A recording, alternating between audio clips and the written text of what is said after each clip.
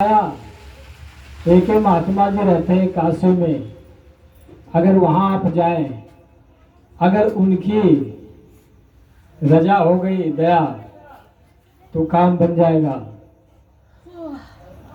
तो राजा ने क्या किया कि अपने साथ में हजारों की संख्या में सैनिक लिए और हाथी पे बैठा और बैठ करके काशीपुरी आए। साथ में हजारों की संख्या में सैनिक थे और वहां द्वारपालों से मिले, क्योंकि कबीर साहब गुरु रामानंद के आश्रम में जाया करते थे सत्संग सुनने के लिए। तो शिष्य जो बाहर थे उनसे कहा राजा ने कि काम करो, अंदर जाइए आश्रम में, अपने गुरु रामानंद से कहो कि दिल्ली के राजा बादशाह सिकंदर आए हुए हैं और आपसे मिलना चाहते हैं। तो जा करके जब अंदर बताया रामानंद से कि दिल्ली के राजा सिकंदर आए हुए हैं और आपसे मिलना चाहते हैं, रामानंद ने कहा कि हम ऐसे बलिच्छियों से नहीं मिलना चाहते हैं। क्या ये बहुत दरिद्र होते हैं, कहीं मुर्गा काट के खाते हैं, कहीं भैंसा काट के खाते हैं, कभी कभी गैया काट के खा डाले। इसलिए बहुत मलिच्छी हैं, बहुत दरिद्री हैं, हम इनकी शक्ल भी नहीं देखना चाहते हैं। तो ये बात सुनकर के रामानंद के शिष्य बाहर आए और राजा से बताया। जब राजा ने ये बात सुनी, राजा को गुस्सा आ गई। राजा ने विचार किया कि बताओ, हम राजा हैं और हमारे सामने ऐसी ऐसी बातें हो रही। एक संत महात्मा होकर के इस प्रकार से बातें करते हैं। अरे वो मैं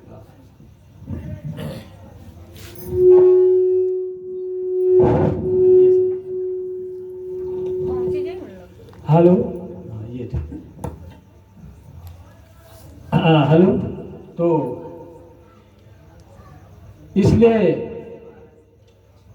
जब आज हमारे सामने ऐसी बातें हो रही है तो प्रजा के साथ में ये रामानंद कैसा व्यवहार करते होंगे।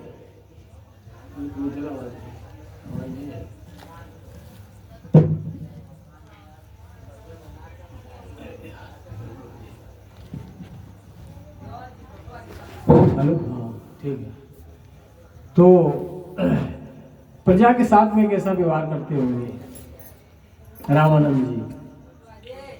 तो राजा को गुस्सा आए, म्यान से तलवार को निखारा और आश्रम में घुस गए और जाकर के रामानंद के गर्दन पे तलवार मार दिया। शीश कट के दूरी गिरा जाकर के और विरोध फड़फड़ा रही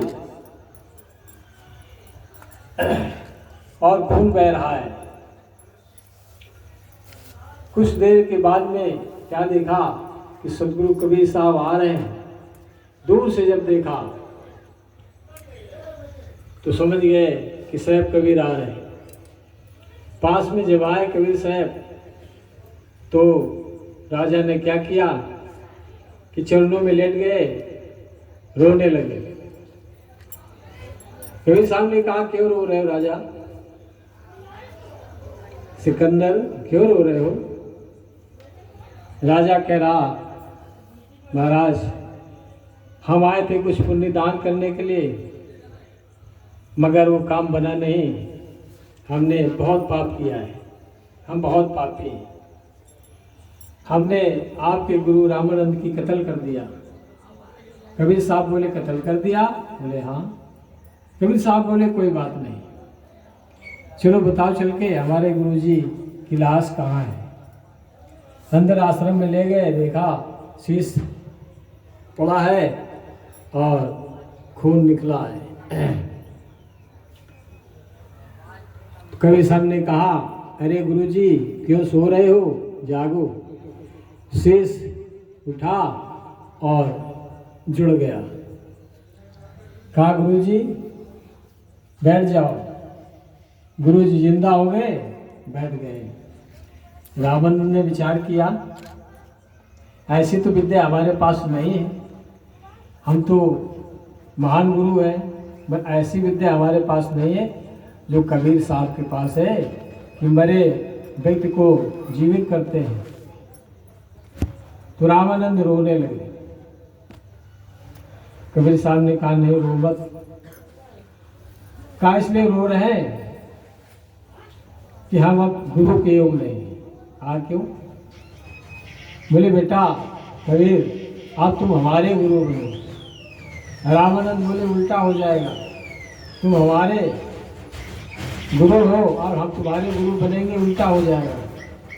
इसलिए ऐसा ही रहने दो, हमारे गुरु बने रहो।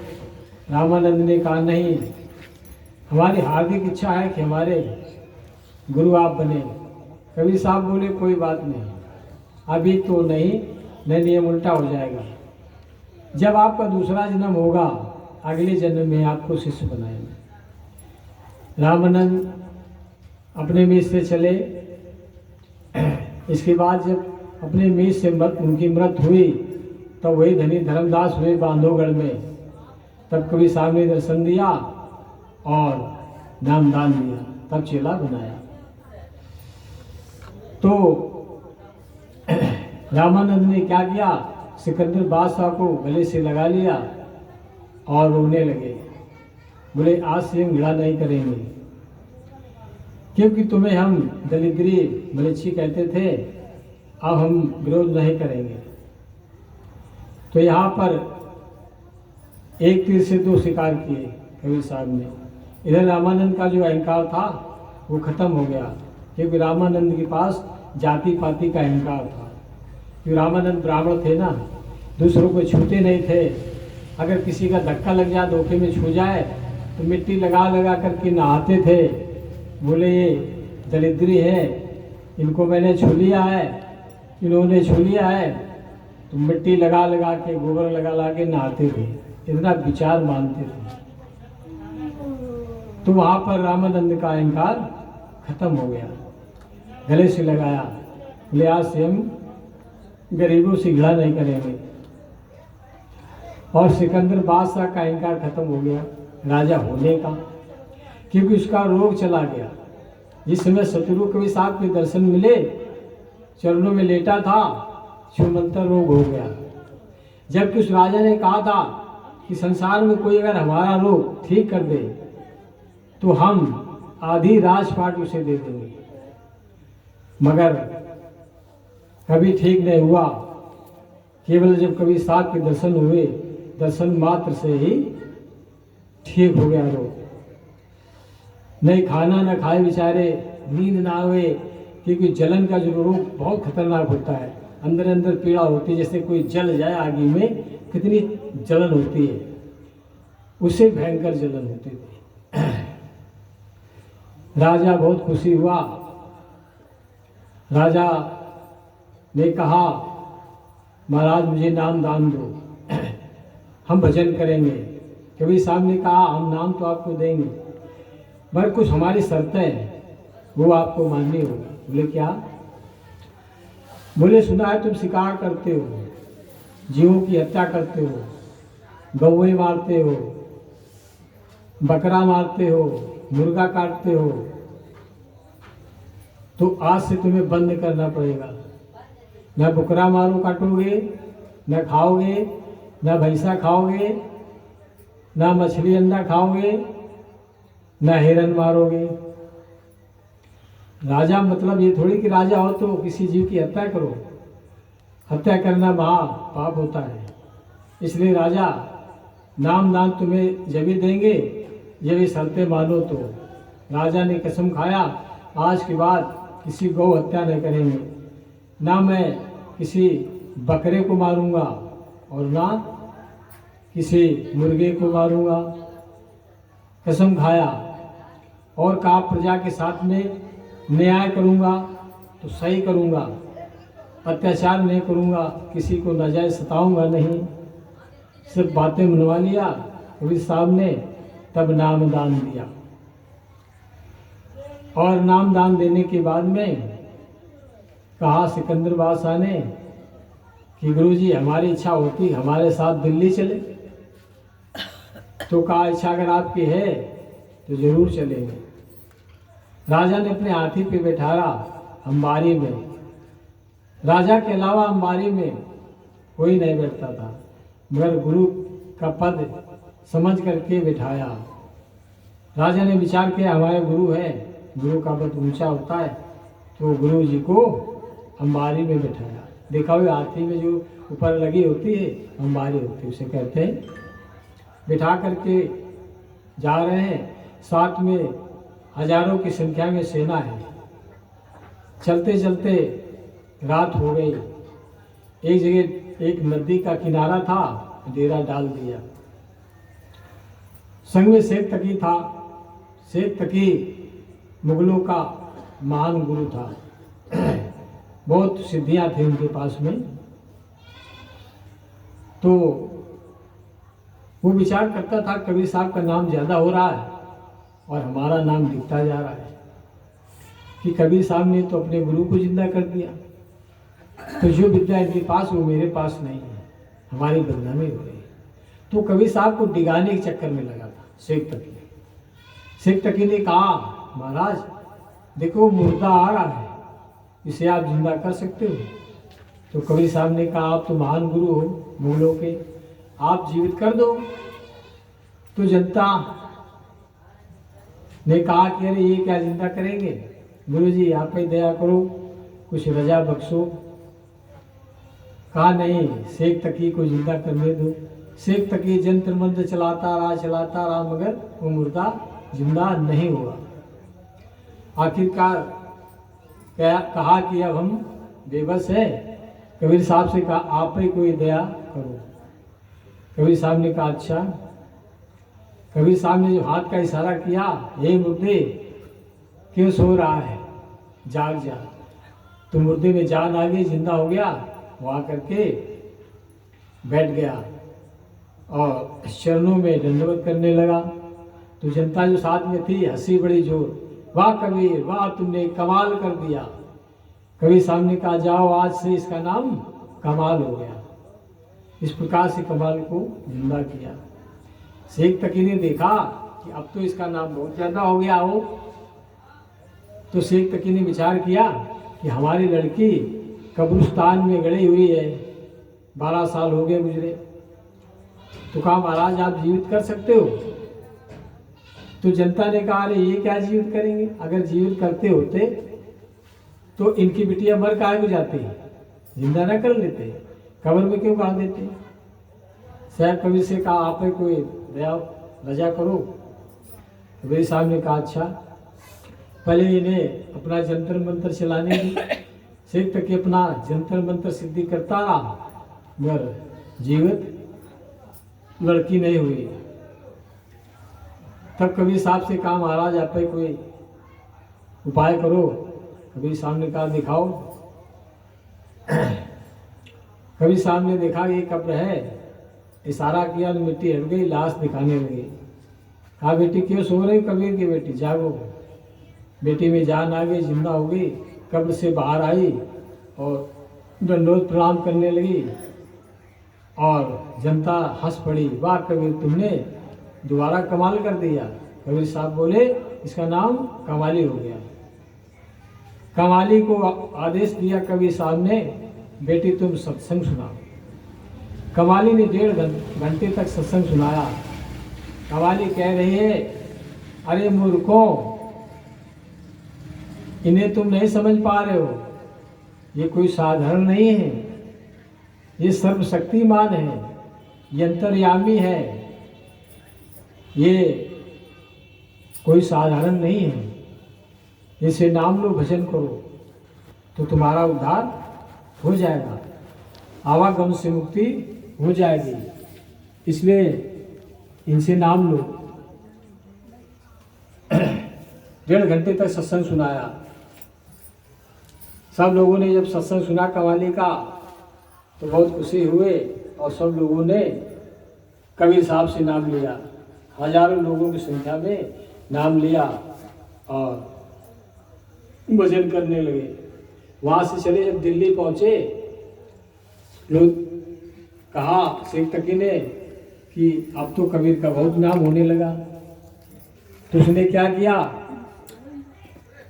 एक सूखा कुआं था, कबीर साहब को लेवा गया और ऐसे धक्का मार दिया। कबीर साहब कुआं के अंदर चले गए और 1.5 फीट गहरा था, पानी केवल कमर से, ऊपर से काकड़ मिट्टी डाल दिया, गोबर भर दिया, यानी ऊपर तक कुआं को भर दिया, कबीर साहब को तोड़ दिया।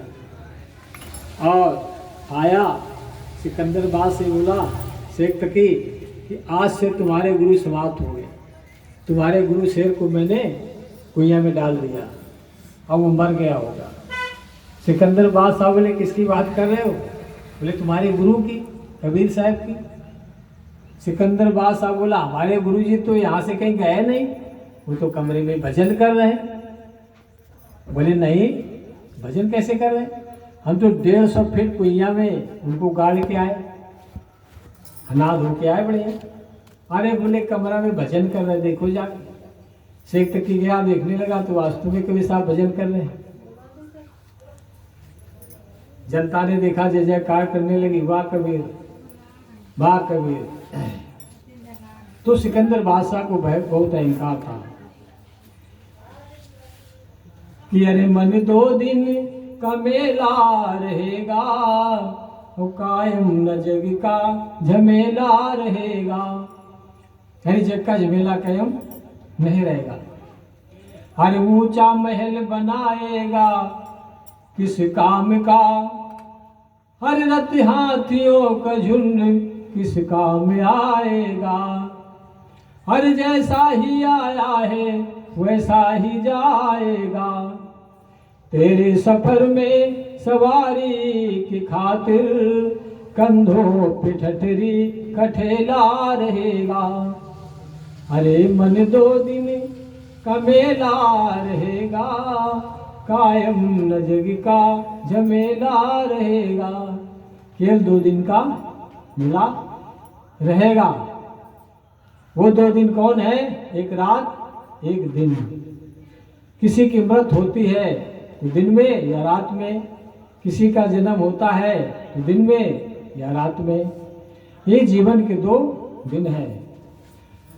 तो उपदेश में कहे गए हरिश्चंद्र और कृष्ण राम, दौलत तो रहती नहीं, रहता है केवल नाम।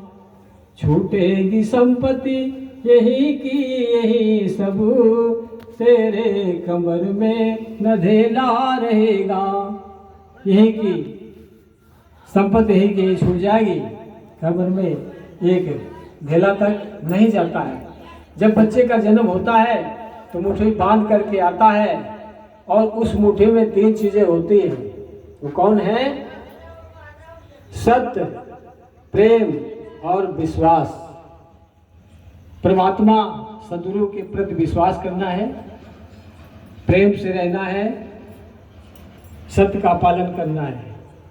तो 3 चीजें मुट्ठी में बच्चा लेकर के आता है, सत्य, प्रेम और विश्वास। मगर जिन्हें विश्वास नहीं परमात्मा पर, वो परमात्मा की ओर बढ़ते नहीं, ना भजन करते हैं, ना सत्संग सुनते हैं, अपनी मनमानी करते हैं। जैसा मन में आया वैसा किया, मगर कोई बात नहीं, जैसा मन में आया वैसा करो, मगर दुख किसे मिलेगा? जो जैसा करेगा। क्योंकि ये कर्म भूमि है कि कर्म प्रधान विसुर चिराखा, और जो जस कीनो तस फल चाखा। यहाँ केवल कर्म ही प्रधान है, जो जैसा करता है वैसा ही फल मिलता है। अगर अच्छा करेंगे तो अच्छा मिलेगा, खराब करेंगे तो खराब मिलेगा। तो सिकंदर बादशाह जब मरा तो दोनों हाथ अर्थी से बाहर निकाल दिए गए कि दुनिया वालों देख लो, राजा सिकंदर बादशाह के हाथों में कुछ जा तो नहीं रहा है, क्योंकि पूरे संसार का राजा था। कि आया था सिकंदर दुनिया के मालिक बन करके, और गया जब वो सिकंदर तब दोनों हाथ खाली थे। सिकंदर बादशाह की जब व्रत हुए दोनों हाथ चिता से बाहर निकाल दिए गए। जबकि चिता से बाहर किसी के हाथ नहीं निकाले जाते हैं, मगर इसीलिए निकाले गए कि दुनिया वालों ये देख लो कि राजा के हाथ में कुछ जा तो नहीं रहा है। तो आया था सिकंदर दुनिया के मालिक बन करके, और गया जब सिकंदर तब दोनों हाथ खाली थे। चलाए और चली का पथेला रहेगा, अरे मन 2 दिन का मेला रहेगा। केवल 2 दिन का मेला रहेगा। और साथी मित्र परिवार सब जाएंगे गंगा के जल बिंदु पान तके, और अर्धांगिनी बढ़ेगी तो बस मकान तके। केवल मकान तक बढ़ेगी, इसके आगे नहीं बढ़ेगी। और बेटा हक निभाएगा केवल अग्निदान तक। बेटा अग्निदान तक बढ़ेगा, इसके आगे नहीं बढ़ेगा। तो इसके ही आगे भजन ही है साथी, और इसके तो आगे भजन ही है साथी। और गुरु के भजन बिन अकेला रहेगा। यानी सदगुरु के भजन बिन जीवात्मा अकेले रहती है। जो नाम मिलता है उस नाम की जब कमाई की जाती है तो वो नाम ही रक्षा करता है, नाम ही जीव के साथ जाता है, और वही जन्म मरण के बंधनों से छुड़ाता है। कबीर साहब का नाम है बंदी छोर। बंदी छोर कहाइयाँ बलकसार मंजार, छूटा बंधन भेष का धन धन कहे संसार। बंदा भूला बंदगी सदगुरु भोले ना, ज्यादा सदगुरु भोले तारिन बंदा लाए। तो बंदी छोर इसलिए कहते हैं कि जैसे जेल में मुलजिम होते हैं उन्हें बंदी कहते हैं, कुछ लोग मुलजिम कहते हैं। तो जेल के जो मुलजिम है उन्हें बंदी कहते हैं। इसी प्रकार से 84 लाख इंद्रियों की जो जेल है उनमें जो जीवात्माएं बंद हैं वो सब बंदी है। जैसे जेल में मुलजिम बंद होते हैं तो जीवात्माएं जो फंसी हुई हैं 84 लाख इंद्रियों में वो बंदी है। जो 84 लाख इंद्रियों की जेल है वो बंदी, उन्हें कहते हैं जीवात्माओं को। पशु पक्षी मानव सभी फंसे हुए हैं किसके जाल में? काल माया के जाल में। और विनती क्या बताती है? करो बेनती दो कर जोरी, अरज सुनो सतगुरु स्वामी मोरी। सतपुरुष तुम सतगुरु दाता, और सब जीवन के पितु और माता। सब जीवन के पितु और माता। दयाधार अपना कर लीजिए, वो काल जाल से न्यारा कीजिए।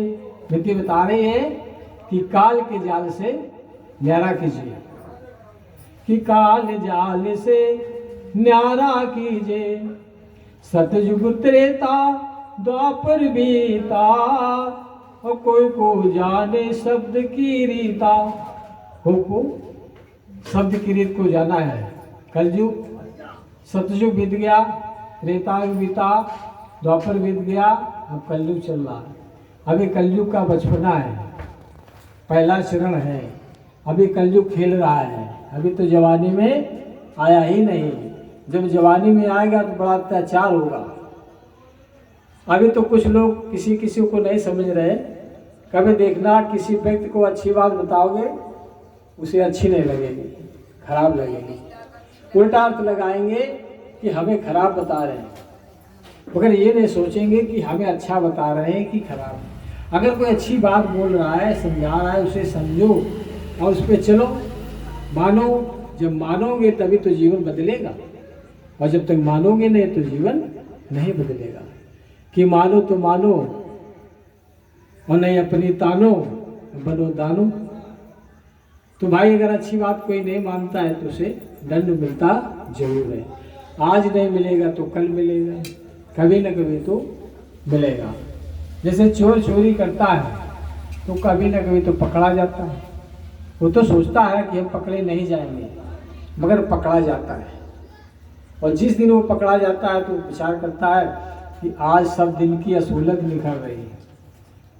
अगर चोरी ना करते तो पकड़े ना जाते, तो मार ना चलती, तो पछतावा बाद में होता है। इसलिए अच्छी बात को मानना चाहिए। इसी प्रकार से कोई भी अवगुण हो, कोई भी अवगुण हो, सवाल ये कि अवगुण किए तो बहुत किए, करत न मानी हार। अवगुण तो लोग करते हैं मगर हार नहीं मानते। अगर हार मान ले तो अवगुण ना हो। और दुख का कारण क्या है? अवगुण। दुख का कारण है अवगुण।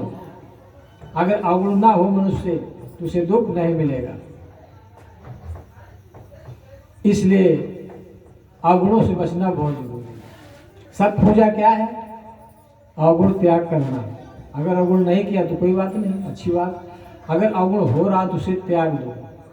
जैसे वाल्मीकि जी लूट लेते थे, कत्ल करते थे। जब संत मिले उन्हें बताया भैया ये करना गलत है, तो मान गए। जब संतों की बात माने तो वो क्या हो गए?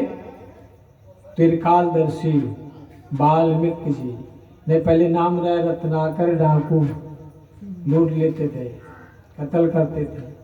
मगर जब उन्होंने सब त्याग दिया, छोड़ दिया, अपने मन को बस में कर लिया तो छोड़ दिया, तो आज उनका नाम हो रहा है त्रिकालदर्शी वाल्मीकि।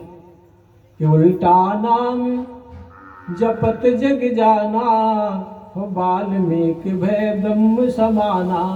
वाल्मीकि जो चोर थे, कत्ल करते थे, लूटते थे, वही वाल्मीकि कहलाए, महर्षि कहलाए। इसलिए कहलाए कि चोरी करना बंद कर दिया, संतों की बात मानी और मान करके अपने मन को बस में किया और बुराइयों को त्याग दिया। जब चोरी करना छोड़ दिया तो जीवन बदल गया, सुख मिलने लगा। नहीं पहले तो बड़ा दुख होता था, इधर लूट के लावे और इधर पेटों न भरे। भाई जैसे आवे चला जाए, इधर लूट के लावे, को ये बीमारी लगी, कहीं उनको को मेरिया बीमार, को लड़का बीमार, को नाती बीमार। मेरे वाल्मीकि के पास परिवार था ना, अपने परिवार में रहते थे, पर लूट के लाते थे। पर बीवी बच्चों से पूछा था कि जो खाते हो तो तुम भी लठ मरवाओगे, ये पुलिस पकड़ेगी। तो बीवी बच्चे बोले हमें ऐसे मतलब नहीं, हमें खाने से मतलब है। तुम चोरी करते हो, पकड़े जाओगे तो लठ तुम्हारे चलेंगे, हम लठ नहीं मरवाएंगे। तो जो कर्म करता है बस वही भुगतता है। बात समझ में आ गई। नारद को बांधे थे जो छोड़ दिया, कहा महाराज हमने बड़ा पाप किया, अब क्या करें? बोले करो का भजन करो। बोले भजियो का होता है? अरे कल राम राम जी पाओ। अरे काला जो तुम कहेंगे पहले क्या कहोगे? अरे कल हम मारते रहे तो हम मारा मारा कह सकते हैं। नारद बोले जाओ तुम मारे मारा कहो। तो जो मारा मारा मारा कहने लगे तो राम राम निकलने लगा। फिर उल्टा नाम जपा जग जाना, वाल्मीकि भय ब्रह्म समाना। तो ब्रह्म के समान हो गए। उन्होंने खूब भजन किया, डट के भजन किया। इसी प्रकार से जीवन को जो भी चाहे अपना बदल सकता है।